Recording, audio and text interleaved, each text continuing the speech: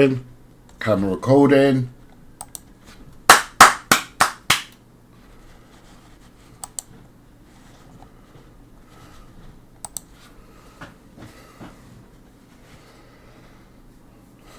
So, I'm in the middle of creating a horror feature film,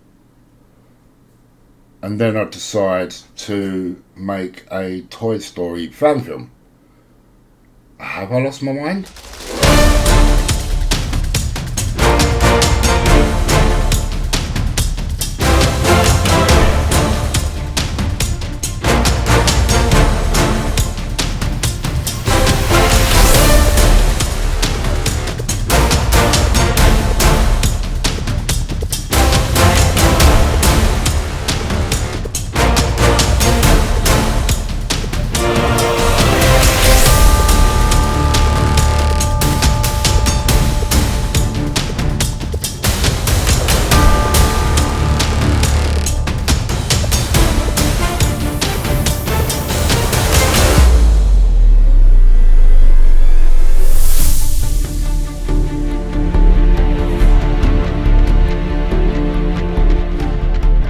Also giving myself the challenge to do it in just over 3 weeks. So where do we begin? And where do I begin on telling you this story? Well, obviously the film, hopefully you've seen it by now. It's called Toy Story Who Am I Now? And the very first thing I had to sort of come to terms with is obviously the script. The script obviously is the most important thing. But how do I write a script when you haven't got actors like Tim Allen or Tom Hanks voicing these characters? How do I bring Woody to life? How do I bring him into a world without the voice of Tom Hanks? Obviously, it was a case of we don't really need Buzz Lightyear in this, but he does have to make an appearance. But then again, they are the film. These actors are the film. So what do? So I come up with the idea of telling the story of Woody, that he's gone to a new home. Now I do know this has happened. This actually happened at the end of number 3. But I started thinking. I was days and days thinking, how can I do this? How can I tell this story without, obviously, like I just said, having Tom Hanks and Tim Allen's voice not in the film? Okay. So then I come up with the idea of, okay, so what would happen if Woody went to another home and the child of that home created a totally different character for him? So he's not Woody no more. He's not Woody. Every child out there, you know, when they play with toys, they create their own story room, they create their own creativity room, if that's the right word. They create their own adventures with that toy. So the premise of the story is basically he's gone to another home. This child has given him another name.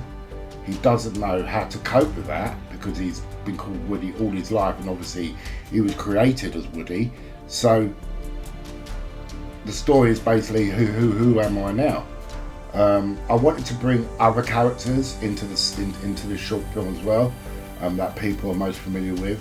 But obviously I had to try and get characters that don't really talk, because obviously we haven't got the voice actors that performed in the original Toy Story films.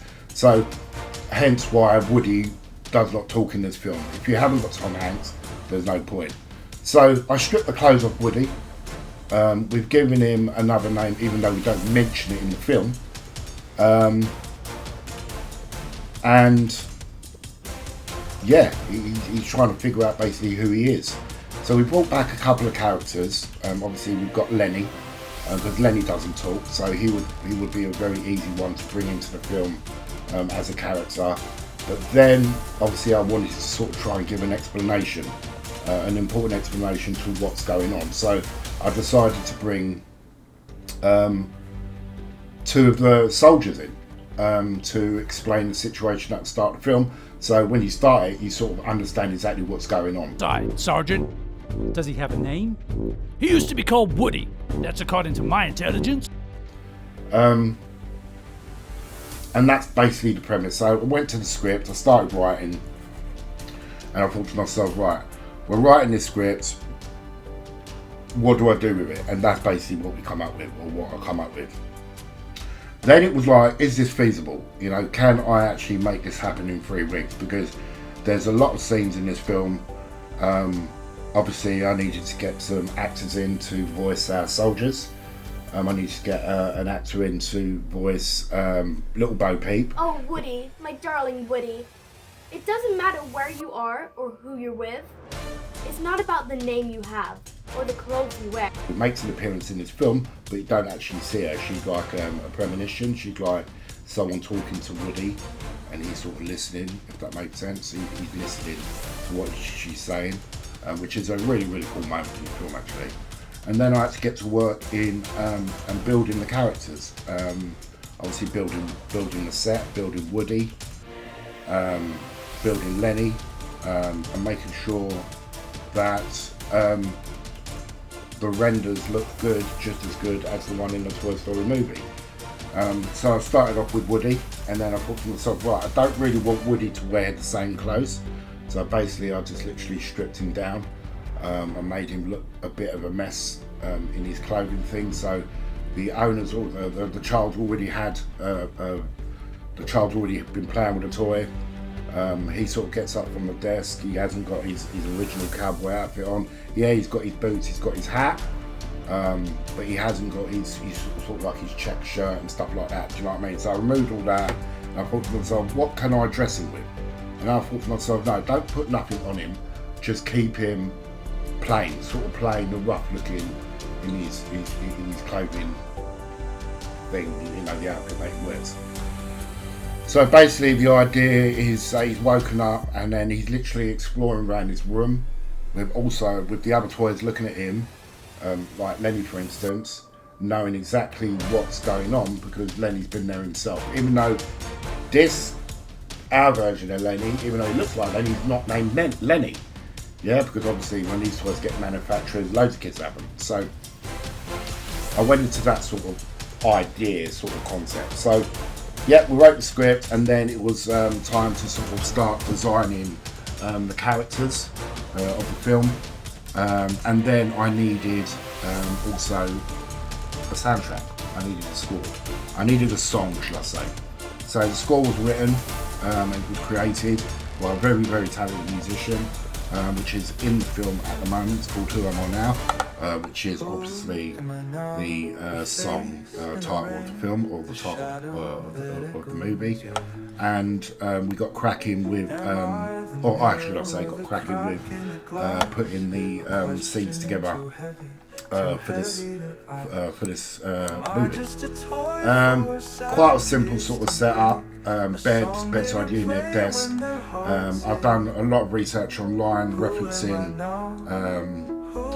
certain ideas of sets or certain ideas for a bedroom that doesn't look too much like Andy's, and then also, you know, bringing my own sort of take on it as well at the same time. You know, having a bit of the old film at VFX Studios, what's the word I'm looking for? Finesse to it. Personalised touch, should I say. So yeah, we got cracking with the set pieces, and I ain't gonna lie to you, it has been a lot of sort of sleepless nights. Sorry about that. I've had a lot of sleepless nights trying to sort of get this right, trying to get Woody's animation right, trying to get other characters' references, sort of animations correct. So they are justified to what you see in the Pixar version of Toy Story, or the original versions of Toy Story. It's been tough, and we are sort of nearly there with the film. The film gets dropped on the 14th of September, so I've given myself 3 weeks. While, shall I say, I'm in the middle of shooting a horror feature film, which is obviously Pinocchio Unleashed. I'm crazy. But it's been fun. It has been fun putting this film together. I ain't gonna lie. It's been a challenge. So, you know, we're nearly there, shall I say. So, we've I started with designing the stuff in Maya, so I started putting things together in Maya. And then I sort of brought it all into Blender because I quite like Blender's render engine.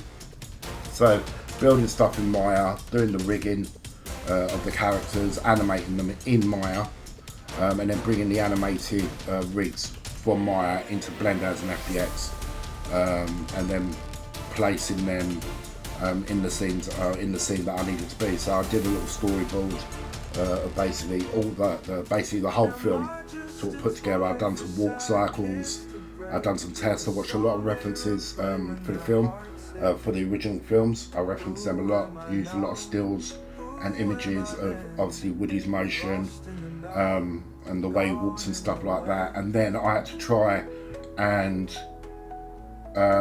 project his emotion without him speaking, because Woody's a chatterbox, you know, he talks a lot, the same as Buzz. But then I'll tell you what happened with Buzz in a minute.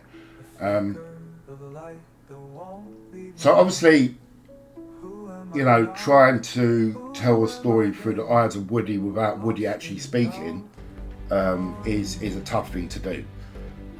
But so that's why I ended up having quite an emotional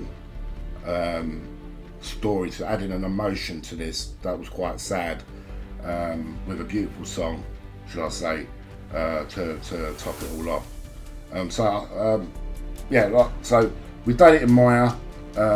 We've done all the rigging and the modelling in Maya, brought it over to Blender, added our cameras and stuff like that, and then started working on each scene one at a time. And then I went into it shooting it like I would shoot a feature film. So, you know, I would look at the character here and I would say to myself, okay, what do I want? How many angles do I want this? Do I want it in a 3:1? Do I want it in a 4:1? This shot, and most of it was shot in a 2:1 or a 3:1, different angles. But obviously the pacing of the film's quite slow, so I didn't want to sort of have the cut and the edit for this film being too sort of rapid, because the story is quite slow. It's quite a slow motion, not slow motion, what I'm talking about, a slow paced film, should I say. I didn't want to have too many cuts. I wanted the flow of the characters to be, especially Woody, to be slow, and you just get a fixed lock on him with the camera following him, and that's basically what took a lot of time in this film. Seriously took so much time because the renders were insane. The renders were so long, so the frames for each camera were about 1,000 to 1,500 frames, which would take at least 2 days to render each of them sequences. So for me to turn around and give myself a finished date, I was kind of crazy to do that. But I believed that it is possible to get this done. We're about, as you're watching this video, I'm about, I would say 2.5 minutes into the film. Like the length of the film. The film's about 4.5 minutes long. So it's not a tremendously long film, but it's a film that has meaning, and hopefully people will enjoy it. So yeah, it's been a tough ride. It has been a tough ride, but it's been very, very enjoyable doing this, and I can't wait to do the next one, because I've got a plan for the next one that I want to do. I want to make a Ratatouille short film as well, and yeah, I'm looking forward to doing that. So you know, the music, obviously, let's go to the music. So the music was important. I knew I wanted to have elements of the original Toy Story film, or the music from the original film. Obviously, the main song, You've Got a Friend in Me, I've got someone to do a piano solo on that for me, so we can put in the film. So hopefully Disney won't come down on me for that, because it's an original piece composed by someone else, shall I say. So hopefully Disney will go easy on me on that. But I sort of needed to have it, and then obviously with the General's music in the film, and then obviously the main track, who I'm on now, in the film. Everything had to be right with the music, because Toy Story is 60% of Toy Story is the music in the film. You know, we all like, you know, the tracks in the original film, so it was important for me to get the actual songs correct and get the songs sort of very, very sort of Pixar-y and very Toy Story, if that makes sense. So going back to it with Buzz Lightyear, how can I bring Buzz into this film?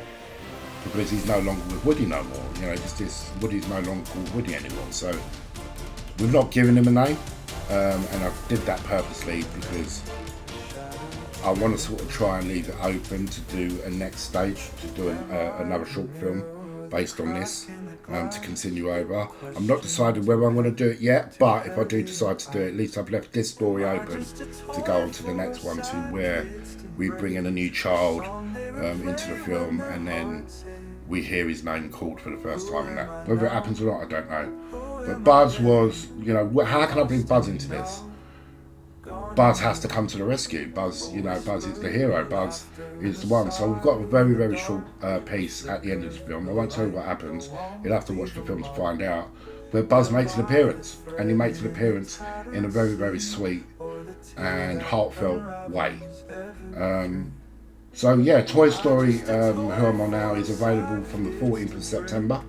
I really look forward to sharing the movie with you, and hopefully you guys enjoyed watching it as much as I've enjoyed creating it. And yeah, there'll be more to come on the official Film at VFX Studios YouTube channel, so you can check out the behind the scenes of more behind the scenes of the making of this film. So who am I now, really?